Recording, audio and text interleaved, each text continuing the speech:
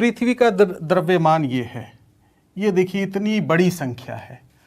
अब प्रश्न है कि इतनी बड़ी संख्या को लिखना पढ़ना दोनों ही मुश्किल का कार्य है, इसलिए इसे घात के रूप में हम लिखते हैं तो ये सुविधाजनक हो जाता है।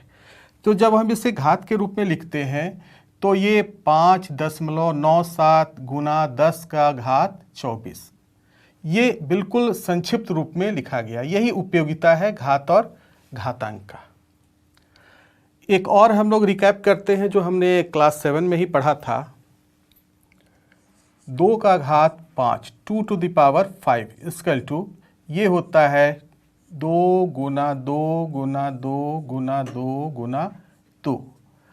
ये घात 5 का अर्थ है कि इतनी बार जितना भी जो भी घात है उतनी बार इसको गुना किए। तो 2 के ऊपर 5 है ये घात, तो 5 बार 2 को गुना किए, तो ये हमारा हो गया 2 दूना 4 दूना 8 दूने 16 दूनी 32। ये भी हमने पढ़ा है क्लास 7 में। लेकिन क्लास 7 में हमने पढ़ा तो ये जो घात है ये धनात्मक परिमेय संख्या है, धनात्मक परिमेय संख्या। तो अगर यह ऋणात्मक हो तो इसका मान हम कैसे निकालेंगे, आज इस पर हम चर्चा करेंगे। तो एक हम संख्या लेते हैं 2 का घात -3, ये क्या होगा। तो चलिए हम लोग देखते हैं कि इसका मान हम कैसे निकालते हैं। 2 का घात 3, ये तो हम जानते हैं 2 गुना 2 गुना 2 गुना, तो ये हो गया बराबर 8। ये हमने पढ़ा है क्लास 7 में ही, सभी आप जानते हैं। 2 का घात 2, ये हो गया 2 गुना 2 बराबर 4, अर्थात 8/2। अब इसी पैटर्न को हम आगे बढ़ाते हैं तो 2 का घात 1, तो ये हो गया 2, अर्थात 4/2। और आगे बढ़ते हैं तो 2 का घात 0 बराबर 1, अर्थात 2/2। अभी देखिए हम अवरोही क्रम में जा रहे हैं, घात के अवरोही क्रम में। 3 2 1 0। अब क्या आएगा -1 या घटाओ 1। तो अगर इस पैटर्न को हम देखें तो ये क्या आएगा अब 1/2। फिर हम इस और आते हैं, इसी पैटर्न को आगे बढ़ाते हैं तो ये हो गया 2 का घात -2, अर्थात 1/2 और भाग 2, अर्थात 1/2 गुना 1/2 बराबर 1/4 या 1/2 का घात 2। और आगे बढ़ते हैं 2 का घात 3, तो ये हो जाएगा 1/2 का घात 2 और भाग 2, अर्थात ये आ जाएगा हमारा 1/2 का घात 3। तो हमको क्या मिल रहा है, 2 का घात -3 है, तो ये हो जा रहा है बराबर 1/2 का घात 3। अगर इसे हम एक सामान्य रूप दें तो ये ऐसा होगा, a का घात -m बराबर 1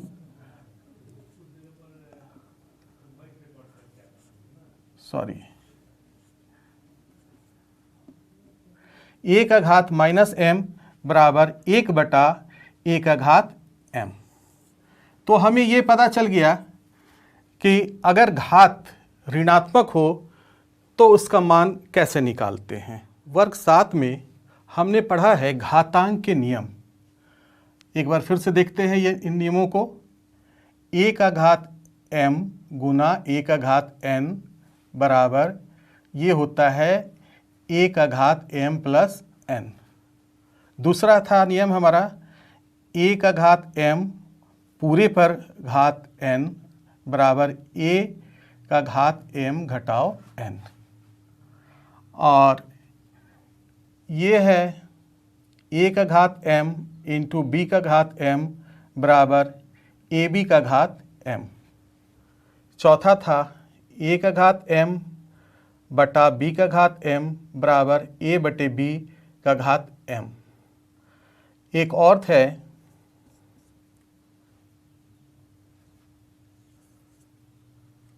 a का घात m बटा a का घात n,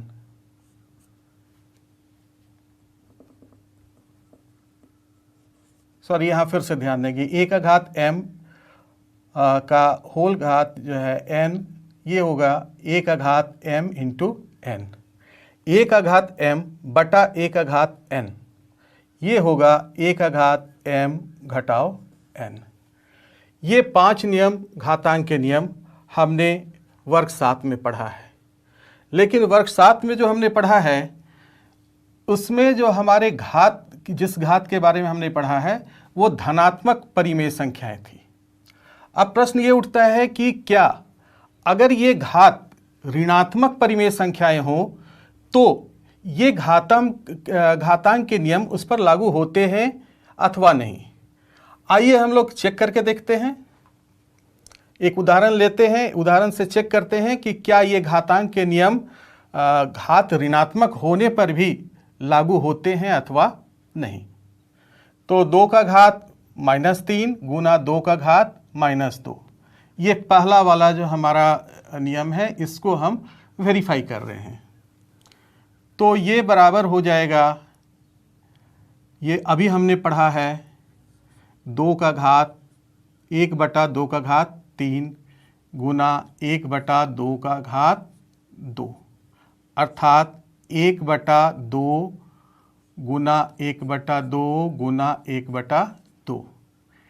अब ये हो गया 1 बटा 2 गुना 1 बटा 2, अर्थात 1 बटा ये कितना हो गया, 1 2 3 4 5, अर्थात 2 का घात 5।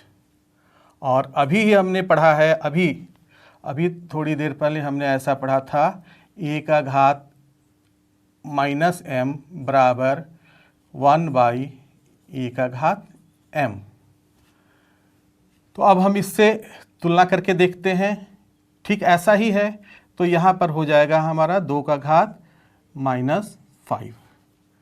तो हमारा क्या आया, 2 का घात -3 गुना 2 का घात -2 बराबर 2 का घात -5, अर्थात हम -5 को ऐसा लिख सकते हैं -3 प्लस -2।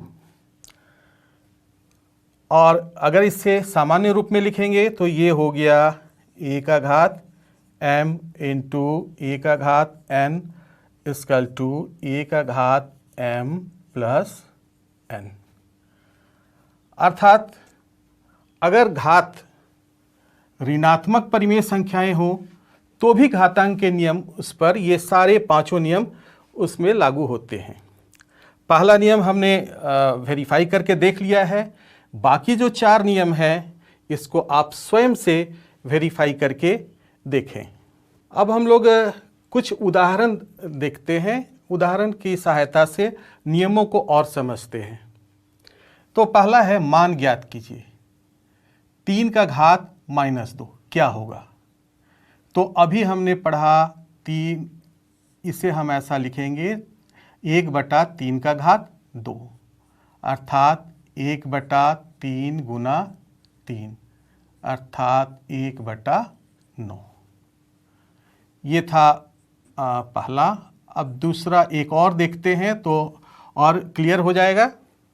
1 बटा 2 का होल का घात -5, तो ये क्या हो जाएगा, 2 का घात 5 जो अभी हमने पढ़ा था, अर्थात 2 गुना 2 गुना 2 गुना 2 गुना 2, ये हो गया 2 दूनी 4 दूनी 8 दूनी 16 दूनी 32। अब दूसरा उदाहरण देखते हैं।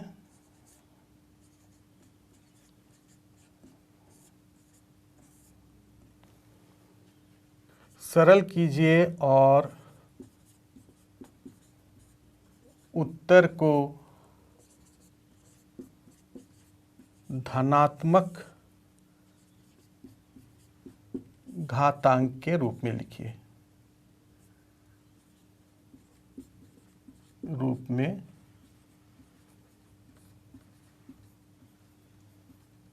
व्यक्त कीजिए।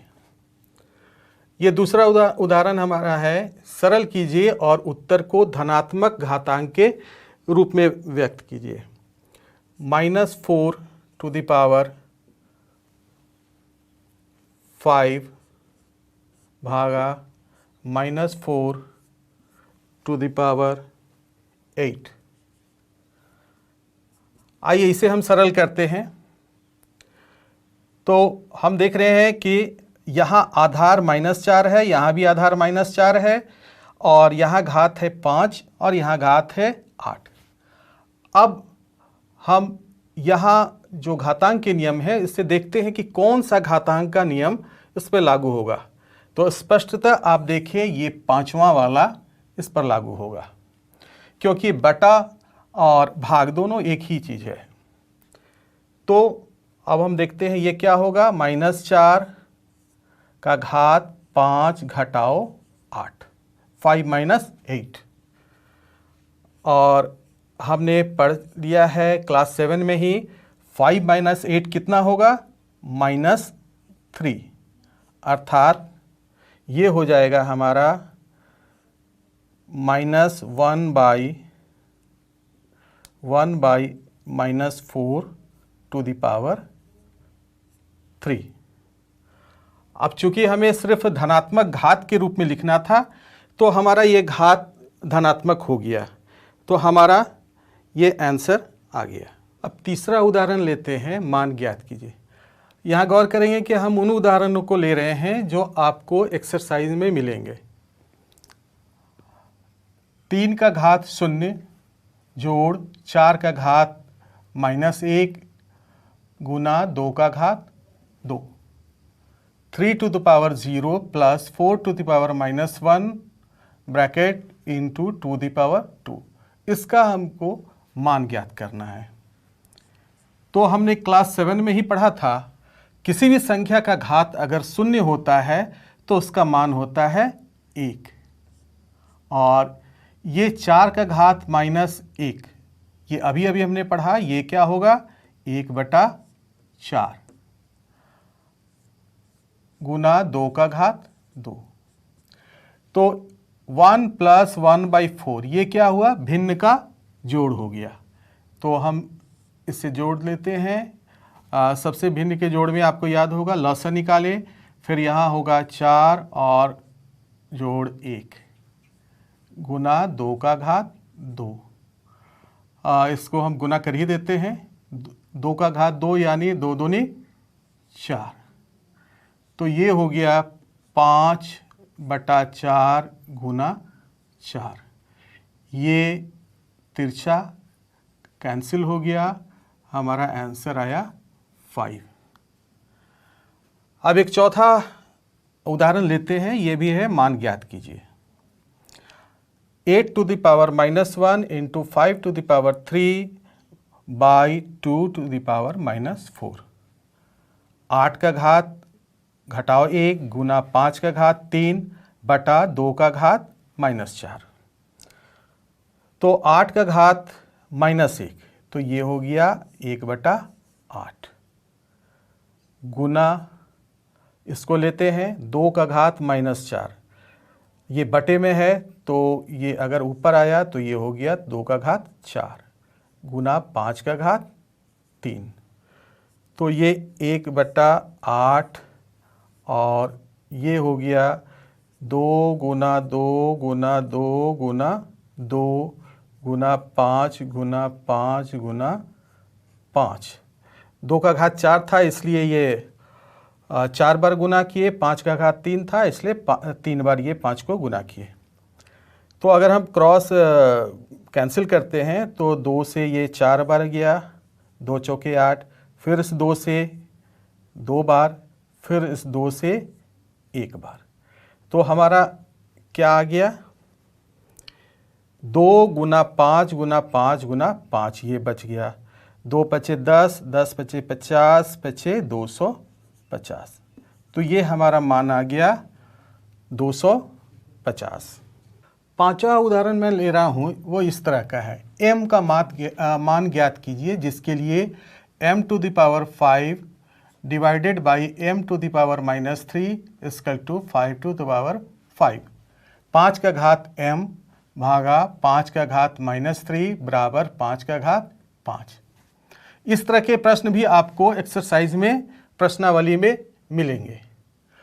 यहाँ प्रश्न में m दिया गया है, चर में आपको प्रश्न में हो सकता है इसके जगह कुछ और लेटर हो, x, y, z, a, b कुछ भी हो सकता है। तो चलिए देखते हैं कि इसको कैसे हल करते हैं। तो हम ये कौन से नियम पर है, आप यहाँ पर देखें ये नियम लिखा हुआ है, ये फिर पांचवें वाले नियम पर आता है। तो ये होगा 5 to the power m minus -3 equal to 5 to the power 5, या m ये माइनस माइनस अगर ब्रैकेट हटाएंगे तो ये माइनस और माइनस हो गया हमारा +3 equal to 5 to the power 5। अब यहाँ पर हम देख रहे हैं कि बाईं तरफ भी आधार 5 है, दाईं तरफ भी आधार 5 है, और घात यहाँ है m+3 और यहाँ घात है 5, अर्थात ये क्या हो गया, m+3 बराबर 5 होना चाहिए क्योंकि ये बीच में बराबर का चिन्ह है। तो ये इससे हमें मिला 5 बराबर 5 और ये बराबर की इधर आएगा तो -3 हो गया, ये आ गया 2। तो m का हमारा मान यहाँ मिल रहा है 2। तो इस तरह के सवालों में हम इसी तरह से हल करेंगे। अब एक और उदाहरण देख रहे हैं, मान ज्ञात कीजिए। 1/3 का पावर -1 माइनस 1/4 का पावर -1 और ब्रैकेट में पूरे पर ये घात है -1। आप देखेंगे बड़ा कॉम्प्लिकेटेड जैसा बड़ा सा लग रहा है, लेकिन आप देखेंगे कि ये देखने में सिर्फ बड़ा है और जब हम हल करेंगे तो बिल्कुल आसानी से हल हो जाएगा। तो 1/3 का घात -1 तो हमने अभी पढ़ा है, ये हो जाएगा 3, और 1/4 का घात -4 अर्थात ये हो गया 4 और इस पूरे पर -1। 3 घटाओ 4 तो हमने क्लास 7 में ही पढ़ा है, ये हो जाएगा -1 और इसका घात -1 अर्थात -1/-1 अर्थात -1। तो हमने अभी तक 6 उदाहरण लिए हैं और लगभग आपके प्रश्नावली में इतने ही तरह के लगभग प्रश्न होंगे और उन प्रश्नों को आप इन्हीं की सहायता से हल कर लेंगे। आगे के जो आपके प्रश्नावली है उन्हें आप बाकी प्रश्नों को बनाएं। वर्ग 7 में हमने बड़ी संख्याओं को मानक रूप में व्यक्त करना सीखा था। आइए फिर से थोड़ा सा एक बार दोहरा दें। ये 5985.3 इसको हमें मानक रूप में व्यक्त करना है। तो कैसे करते हैं? सबसे पहले तो हम संख्या को लिख लेते हैं बगैर दशमलव के, या चलिए दशमलव दे देते हैं, गुना 10। तो हम जानते हैं कि मानक रूप में 2 भाग होते हैं, एक 10 का कुछ घात होता है और दूसरा जो होता है इसका पार्ट या गुणनखंड कहें वो होता है 1 से लेके 10 के बीच की संख्या। तो हमें मानक रूप में व्यक्त करने के लिए इस दशमलव को यहाँ लाना होगा। तो हम गिनते हैं कि कितने अंक हम बाईं ओर आते हैं, 1 2 3। तो इस दशमलव को हमने उठाया और यहाँ रख दिया, यहाँ से ये हट गया। तो कितने अंक हम बाईं ओर गए, 1 2 3, तो ये 10 का घात हो जाएगा 3। ये हमारा मानक रूप हो गया। अब उसी तरह से हम एक दूसरा भी देखते हैं, तो यहाँ भी हम वही करते हैं, 6 5 9 5 0 10 10। यहाँ पर कहीं दशमलव दिख नहीं रहा है, लेकिन अगर नहीं कहीं दिख रहा है तो इसका अर्थ है कि ये अंत में दशमलव है, यहाँ पर है। तो हमको कहाँ पर लाना है, यहाँ, तब ये 1 से 10 के बीच आएगा। इस दशमलव को उठा के हम लाते हैं यहाँ, ये हट गया। तो कितने अंक बाईं ओर आए, गिनते हैं, 1 2 3 4 अंक बाईं ओर आ गए। तो यहाँ 10 का घात 4 हो गया। तो ये हमारा, हमने ये क्लास 7 में ही पढ़ा था, लेकिन फिर से हम दोहरा दिए हम लोग, बड़ी संख्याओं को मानक रूप में व्यक्त करना। अब हम देखेंगे कि इसी तरह से छोटी संख्याओं को मानक रूप में कैसे व्यक्त करें। तो बड़ी संख्याओं में जैसे हमने किया, यहाँ ठीक उल्टा चलेगा। हमने यहाँ लिखा 3 और गुना 10। हमें दशमलव कहाँ लाना है, यहाँ से उठाकर यहाँ लाना है। ठीक है, चलिए एक बार यहाँ पर से करते हैं फिर से। शून्य देखें कितने हैं, 1 2 3 4 5, 1 2 3 4 5, उसके बाद 3, और फिर यहाँ फिर हम देखते हैं गुना 10। तो इस दशमलव को हमको उठाकर लाना है। चलिए यहाँ दशमलव था, इस दशमलव को उठाकर कहाँ पर लाना है, यहाँ। चलिए यहाँ पर लेते आए। तो हम कितने अंक दाहिनी ओर गए, 1 2 3 4 5 6 अंक हम दाहिनी ओर गए। तो यहाँ पर हमारा घात हो जाएगा -6। और चूंकि हम जानते हैं कि शुरू में शून्य का कोई अर्थ नहीं होता है, तो ये हमारा हो गया 3 गुना 10 का घात -6। ये इसका मानक रूप हो गया। स्पष्ट करने के लिए एक और उदाहरण लेते हैं, इसे भी वैसे ही करते हैं। यहाँ गिनते हैं, शून्य कितने हैं, 1 2 3 4 5 6, 1 2 3 4 5 6, इसके बाद 5 6 4 गुना 10। यहाँ दशमलव था, तो अब इस दशमलव को हमें कहाँ लाना है, इस दशमलव को यहाँ लाना है। यहाँ लेते आए, जब यहाँ लेते आए तो यहाँ से हटा दिए। तो कितने अंक हम दाहिनी ओर गए, 1 2 3 4 5 6 7, तो यहाँ पर आ जाएगा -7।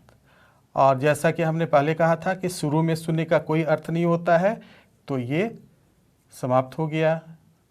ये हमारा आ गया मानक रूप 5.64 गुना 10 का घात -7। तो यहाँ इन दोनों में हमने देखा, बड़ी संख्याओं में हम दशमलव को बाईं ओर ले जाते हैं, और छोटी संख्याओं को जब मानक रूप करना होता है तो दशमलव को दाहिनी ओर ले जाते हैं। और यहाँ जब हम बाईं ओर लाते हैं तो जितने अंक हम बाईं ओर लाते हैं उतना ही यहाँ 10 का घात हो जाता है। और छोटी संख्याओं में जितने अंक हम दाहिनी ओर लाते हैं उतना ही ये ऋणात्मक घात हो जाता है। बच्चों, आपने घात और घातांक के बारे में पढ़ा, और इस से संबंधित